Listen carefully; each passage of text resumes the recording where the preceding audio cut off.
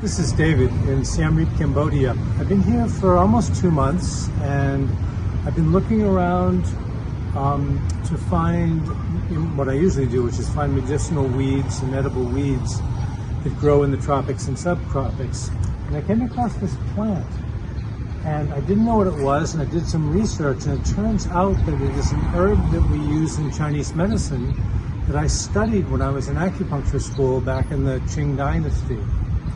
And I used it a little bit in clinic once or twice, but I totally lost track of it. And then I came across this and I found out that it's actually a Chinese herb. This is Celosia argentia, which is the edible variety. The Chinese also use another species of Celosia, I'm not recalling the epithet right now, that is not quite so edible. Throughout the tropics and subtropics, in Africa, in South America, and Southeast Asia, and Indonesia.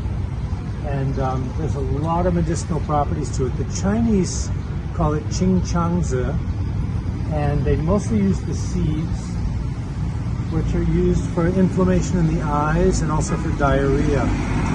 But there's a lot of scientific research on it also.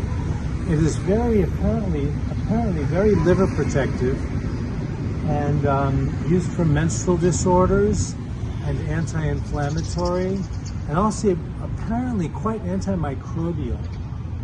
It's also used for diabetes, and you have to be careful when you're gathering this because it can accumulate heavy metals. So even though I'm going to do some exploring with this plant, eating it, I would not eat this one out by the road here in Siem Reap because it's probably full of toxins. So certain plants will accumulate toxins from the environment, and they don't make great edibles.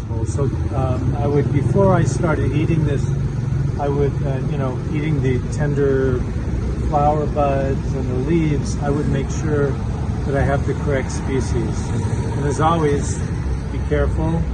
Be 101% sure when you're identifying a plant of exactly what it is and know where it's been.